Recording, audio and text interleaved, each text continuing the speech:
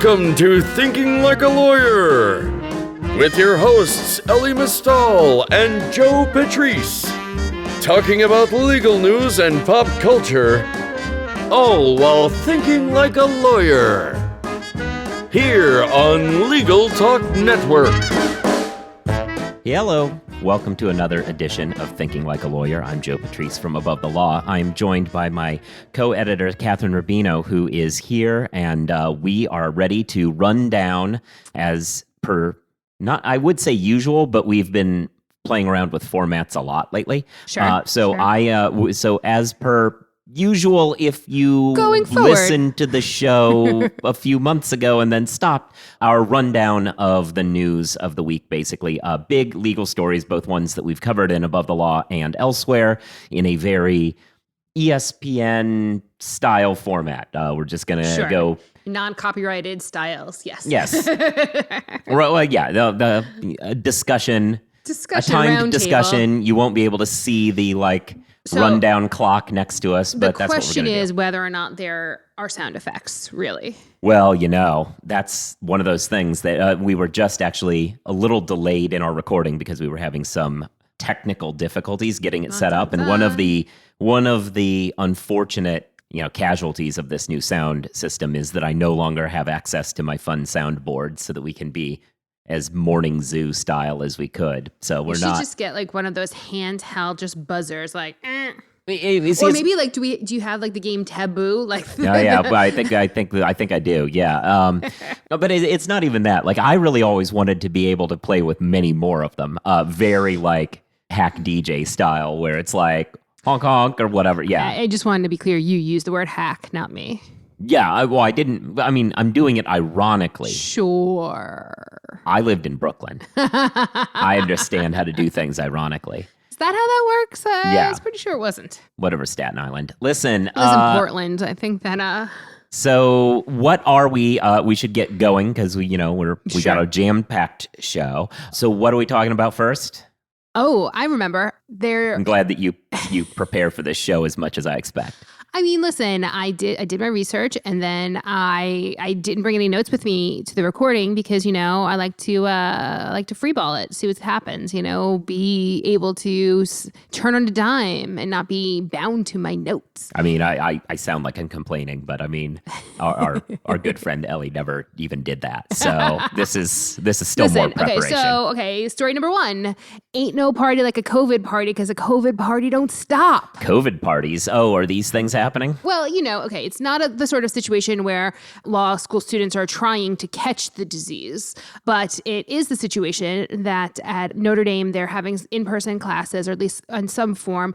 And so folks are on campus, and a 1L at Notre Dame decided that she really wanted to meet new folks and meet her classmates and whatnot, which is reasonable in non-pandemic times. But, there is, in fact, a pandemic. And she put a message on the incoming class' Facebook page and said, do whatever you're comfortable with, but we won't be wearing masks. That's true. Now, she later did correct herself and say that what she meant by that was that people will have them off while drinking. So, sure, it won't, eating and drinking. It won't be constant masks, and that's what she was trying to convey, but this was not taken well by the administration. No, it was not. Dean sent around a email encouraging folks not to host parties during a pandemic, which again seems eminently reasonable to me, explaining that, this is not what they had in mind, that there are, real risks that they might have to shut down all in-person stuff if there is an outbreak, and so reminding them that if contact tracing determines that your party was the cause of a massive outbreak, that is not a good thing for the future of your reputation and your career, and you're about to start a new profession, and be careful. Obviously, I think that hosting parties at this point is probably ill-advised, and I think that it is always important to tell students to begin considering themselves professionals and to begin acting professional. But at the same time, part of that transition to being professional is not being scolded like a child. And so I think the dean is absolutely right in the message being conveyed here, but invoking your reputation, your reputation will not be enhanced is the exact term in there. Sure. I just feel like these, and we're seeing it a lot with bar exam situations too, where people are making these veiled or explicit threats to character and fitness, reputation, whatever. I worry that that's unacceptable as part of the growth of students. They should be professional, but like they can't really be.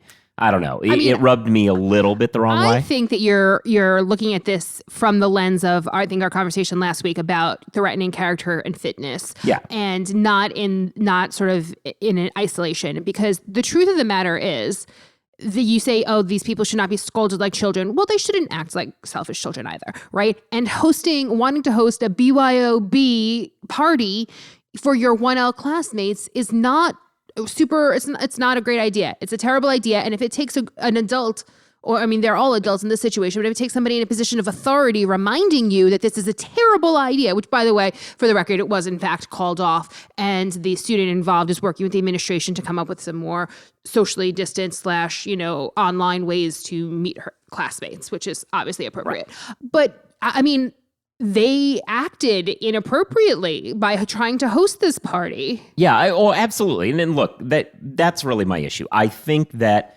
the email that is, don't host this party, it could screw up the entire campus. It is unsafe. You shouldn't do it because it's not safe. All of these statements totally make sense. Mm-hmm. I feel like when people invoke, this will hurt your professional reputation, like that's the trigger line for me, where it ceases to be, hey, I'm telling you this is a bad idea, don't do it, and becomes something that is more, I don't know, more like a scolding. I guess it's all scolding, but more, I just think that's such a part of somebody's professional livelihood and stuff like that, that it's just an inappropriate thing to go to. I disagree with you. I think a couple of things. First of all, I think that the dean is not saying that I'm going to write a recommendation to character and fitness that you not which be, that would obviously be worse. Right. This is saying that you have to be aware that this is your reputation on the line. And the truth is,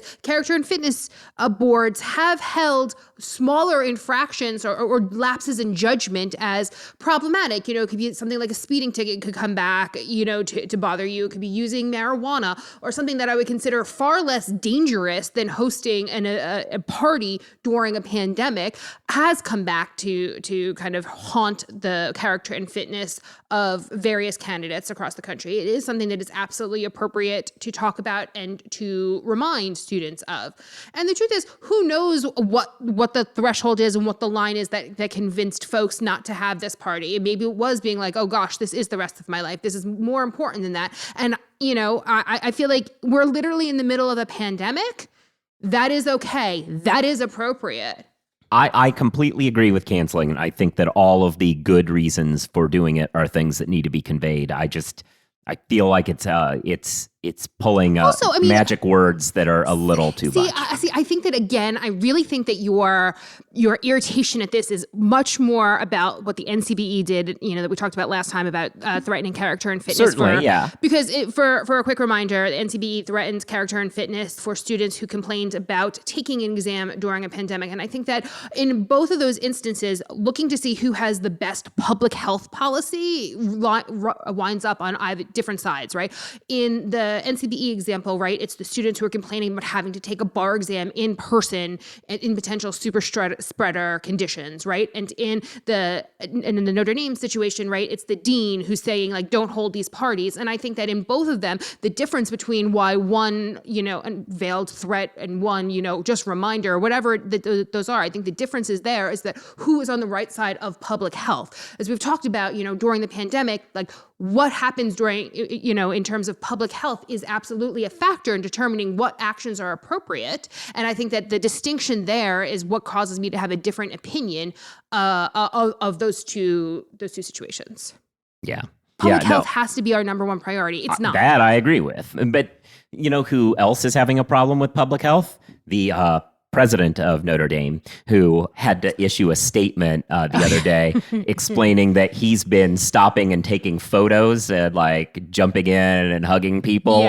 He took some photos where no one was wearing a mask. Yeah, and so now he's had to apologize. Listen, that's the whole point, right? And I think that puts the position that the law school dean in more of a precarious position, being like, oh yeah, and the president not great at this, but we have to really remember. So if it takes threatening or reminding folks of their professional responsibilities, so be it. It's just something that worries me. You know what else worries me?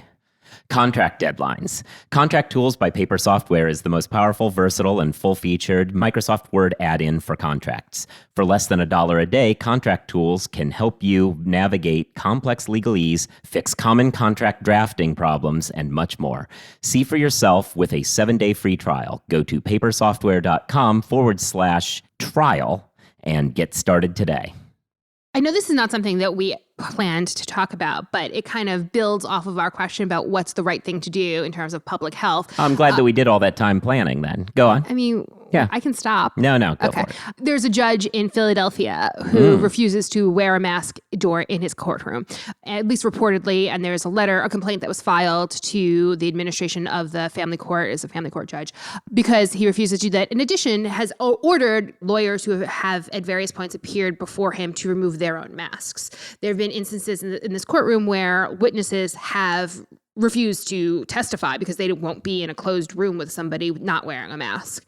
And I mean, this is the kind of thing that just drives me absolutely batty. Like, there's no reason for anyone to not be wearing a mask, particularly if you're in a closed courtroom. I mean, question whether or not in person is even fully necessary at this point. But even assuming that, there is some value to in-person court hearings, certainly wearing a mask doesn't seem difficult. We know for a fact that when you're indoors in particular, but wearing a mask is your best defense. Why are we not doing these things? Well, at least this is a situation where he's not wearing it, as opposed to telling everybody that they can't, like the sheriff in Florida who has banned anyone from wearing masks in the that's worse facilities. Okay. That is worse. But again, he's telling lawyers who are appearing before him that they lawyers go to jails to visit true. people. That's true. That's true. It's kind of a thing. I just don't understand. Like, I can't believe, and I know that this has been a big part of this year, is this sort of battle over masks, but it continues to be infuriating. It continues and the legal profession is far from immune from dealing with this kind of idiocy. Yeah. Sorry, I just had to get it off my chest. It's really irritating. No, I agree. What do we want to, given that, what do we want to discuss next? There's another ranking out. Are you excited about ranking law firms? I know we are. That is not something that we're actually super excited about, but we're going to talk about them anyway. Well, here's the thing. Listen, I participate in Ranking Mania as much as probably anyone else. I do a daily feature trivia question of the day, legal trivia question of the day that is built around plenty of various, I milk those rankings for all of the data points that they provide. I think I'm a bit of a mixed bag when it comes to rankings. What's your take on them?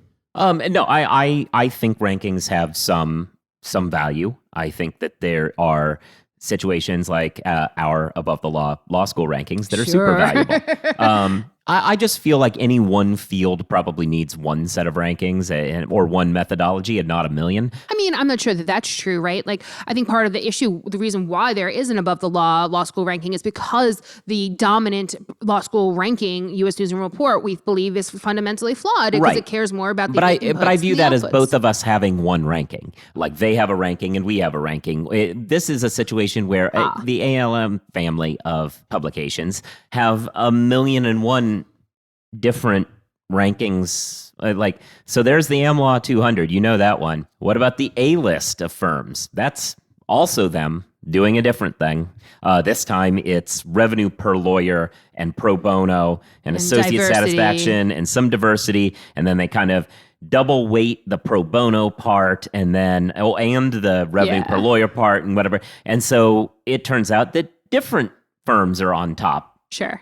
a little bit.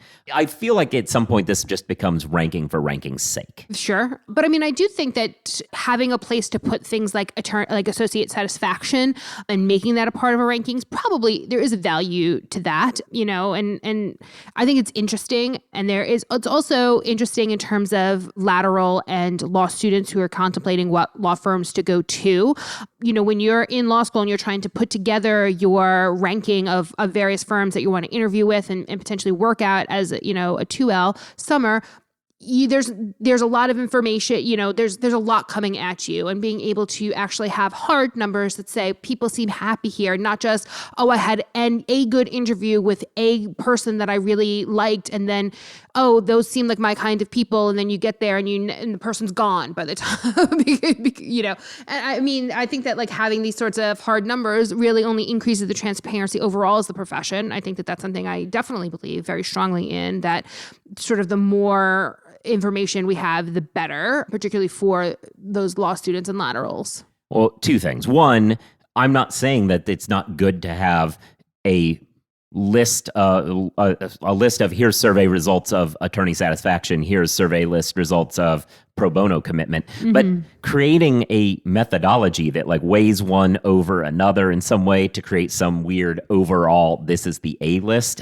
seems suspect to me. I'd also challenge the argument that what matters is not that you had a meeting with somebody that you liked. Ultimately, law is, at this level, at the big law level, is all soul-crushing in its own way. Yes. And I feel as though if you spend a lot of time saying, this firm has exactly the pro bono commitments I want, you're going to find out real quick that you don't really interact with all those sorts of things. You're going to end up doing hours and hours of the same kind of work. And so what really matters is, do you feel that the people you're working with are folks you like and that are good mentors? I think that there's definitely that, and definitely the ability to connect with the folks that you're working with has the ability to make an absolutely miserable, soul-crushing big law experience into a slightly less awful big law experience. And that is important. The differences between those two, I think, are monumental. But I'm not sure that interviewing is what gets you there or lets you know whether or not those people will be there, right? I think that, oftentimes, even if you are interviewing with an associate, oftentimes that person may not even be there or maybe in a different group than you wind up working for. And those aren't the people you're bonding with anyway. Yeah. So we will just say congratulations to Munger Tolles, which is apparently the A+ of the A list. They're number one. There's that. And, that's fine.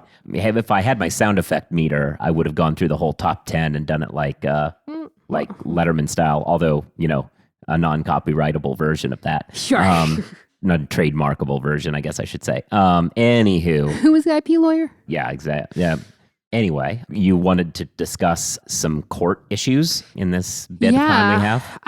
It seems like the Supreme Court, there's been a couple of articles written recently about the increase of a so-called shadow docket in the Supreme Court, that because there's a 5-judge majority, that a lot of cases are being dealt with without actually having, full hearings or any of that. And it seems like there's just going to be even more of that in the future, regardless of kind of who wins the next presidential election. Yeah, so we all kind of gear up for the end, the end of the term that usually comes in June, and this year more like July. And we gear up for that, and that's where the last big cases get decided, or you think. The last high-profile cases that have been argued on the merits docket get handled there, but there are still matters in front of the court that can get dealt with on the DL, sort of. And these have been called the shadow docket by a law professor, and I think it's a fair argument. And these include things like stays that can have real impact. You can, for instance, have a situation where one state says, and this is a very COVID-related example. One state says, we don't normally allow early voting, but given that everyone could die, we've decided to allow early voting. And somebody sues and it goes up the courts, and the Supreme Court, without hearing any argument and limited attorney input at all, can just issue a one-sentence ruling saying, we've decided we're not going to touch this right now, so it stays as it is until after the election and when we get to it, which as a functional matter, kills the argument. So it has Sure. real impacts. Today, for the first time, there was some a good turn. Rhode Island wants to make a change that allows people to vote by absentee without requiring 2 witnesses and a notary. And that survived. That will be allowed to go into effect, which is good. That said, it was still a 6-3 decision. 3 justices went ahead and said that, no, we don't understand why we would let people vote by absentee without a notary. Yeah. And the truth is, a lot of these COVID-based stuff is being dealt with on this docket where there is no argument, there's no decision, and it's just a straight up and down vote. And this one, that Rhode Island case is actually somewhat unique in the sense that the restriction, was kind of overturned there, the more restrictive. This plays into the argument that there's these people who pretend that Justice Roberts is some sort of a swing vote, and he's not. But what the Chief Justice does is will occasionally make institutional decisions to make the court look less political because he has an institutional interest in doing that. Sure. And that's why when people think about the Supreme Court, they think of these 5-4 cases, but those are really somewhat the minority Outliers, cases. yeah. There are a lot more cases are your 9-0, obviously this is true sort of situation. On that note, I'm willing to say, so this term, there were 12 decisions in the main merits term that we all know that were 5-4. So just 12. From what I can see, 11 so far since the court basically stopped doing merits things. There's been 11 of these shadow docket things that have been 5-4. This is the burial ground where they're dumping all the actually controversial stuff so that nobody pays attention to it, which is very problematic. The Supreme Court, there was recently a Gallup poll that said that the Supreme Court is the most popular it's been since Kagan was put on the court. So in a real long time, I think that something like 58 maybe percent of people have a good opinion of the Supreme Court right now. But that's part of the reason why, right? Is because Roberts is playing a canny game that allows the court to, and part of that Gallup poll, some of the follow-up questioning revealed that it was that kind of everyone could point to a victory. Yeah. Well, we got this case, you got that case. Okay, so if no one's really happy, everyone thinks that the court's doing what they're supposed to be doing, which, is problematic for lots of other reasons. But you're right that this sort of a shadow docket is allowing the court to play a game with public opinion.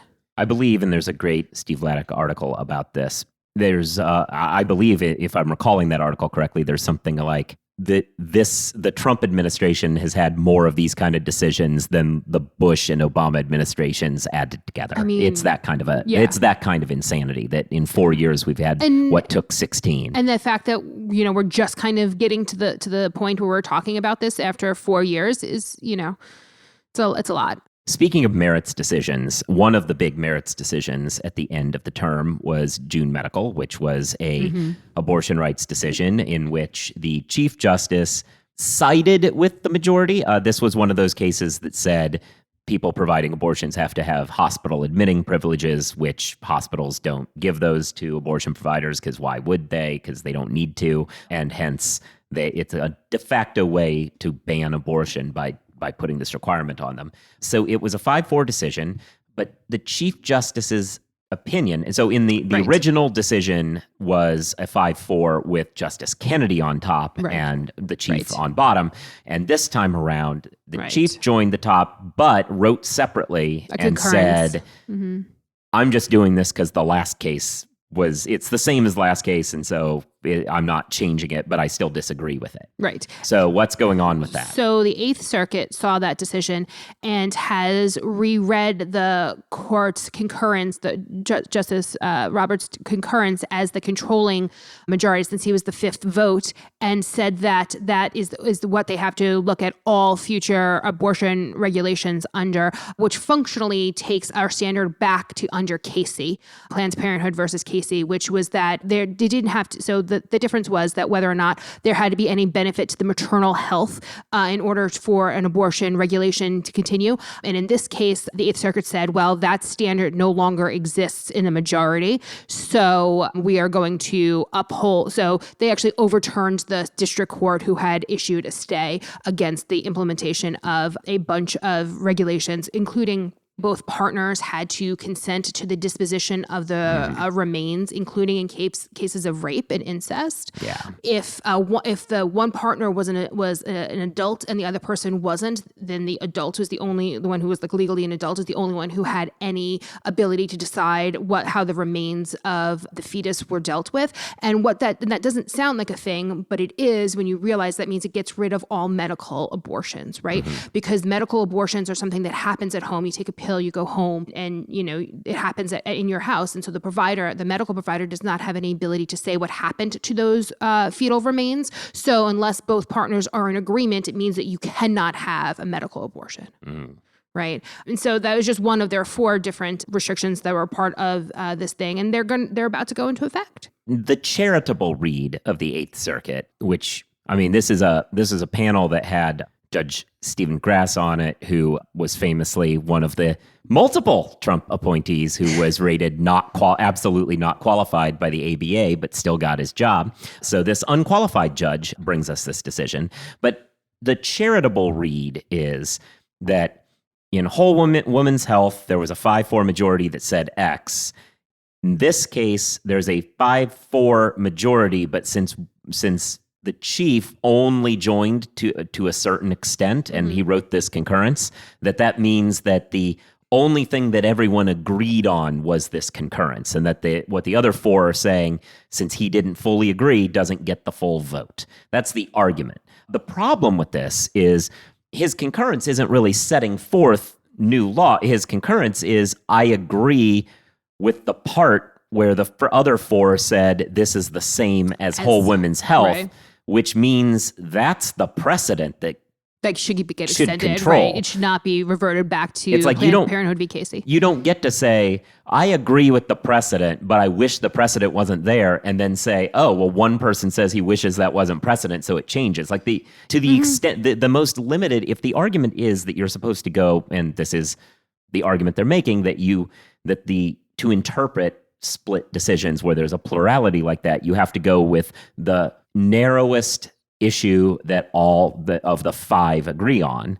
Then the thing that all the 5 agreed on was this was decided in Whole Women's Health. Yes. So it was really, really it's a really problematic decision, and sort of undermines the whole Gallup poll that says that courts are held in the best esteem that they have in years. And I mean, maybe they are because people aren't understanding really what's going on, but it seems to me pretty clear that there is a real problem with the credibility of the federal judiciary that's only going to get worse as we get more and more decisions from these ABA unranked, unqualified federal judges. And we're coming quickly to the end, but I will note that if you thought that was an issue today, or yesterday actually, as we're recording this, a new nominee was put up for a district courtship who has been out of law school for 8 years. That doesn't seem like a lot of time. And she didn't practice all those. For 4 of those years, she's been clerking. Including she was Thomas's clerk the term before this. That seems so fundamentally gut check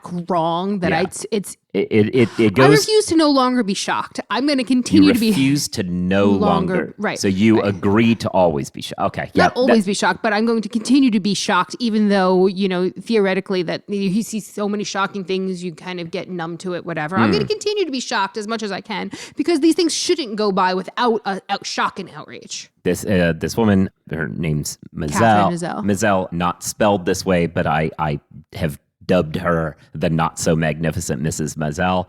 She does not have a long track record for anyone to go on. I'm not sure what the Senate Judiciary Committee would even look at other than maybe her torts exam, 1L a year. I think that's the most recent thing you can point to. And frankly, the reason why, you get a bunch of clerkship is your 1L grade. So perhaps more relevant. The one shining light on this is it does Professor Carl Tobias of Richmond Law, who's an expert on judicial nominations, told me that given the backlog right now of judicial nominees, he says he is skeptical that the Senate would even be able to get to her nomination before the election, before the election's over at least, and before Inauguration Day at worst. So he thinks it may not be in the cards, but we'll see. That certainly assumes a Democratic victory, which I would like to. Right. But or in either place. But the Postal Service is about to go under. In either place, though, a Democratic victory either at the White House or in the Senate, because obviously the Senate would scuttle this as well. And part of me feels bad about, I feel bad for her because she's now in like going to get this in 10, 15 years, she very well might have been qualified. Yeah, but she's not now, so she's going to get stuck with this tag. And I just think that's somewhat unfair. Anyway, here we are. And with all of that, we'd like to thank you all for listening. And you should be subscribed and giving us reviews and stars and write something so that it helps people know that we're out here. We'd like to thank Paper Software for sponsoring the episode with contract tools. Check that out. You should be reading Above the Law daily, as I'm sure you all do. I'm at Joseph Patrice on Twitter. She is at Catherine1, the numeral 1. That's the Arabic numeral 1. Are you tracking that again? Yeah, it's like every couple of years, yeah. Somebody does the poll, should we teach Arabic numerals? And everyone says no. Yeah. Anyway, you should be listening to other shows. We have the ATL COVID Cast, our special report series on COVID and the impact on the legal profession. The Jabot, which is Catherine's show about diversity in big law firms. You should check out the other shows of Legal Talk Network. If you want, if you have a hankering for some legal tech conversation, you can jump in on the Legal Tech Weekly Roundup that Bob Ambrogi hosts that I'm a panelist on. And I think that's all the various places where you can catch up with us, that at least right now. So with that, we'll sign off.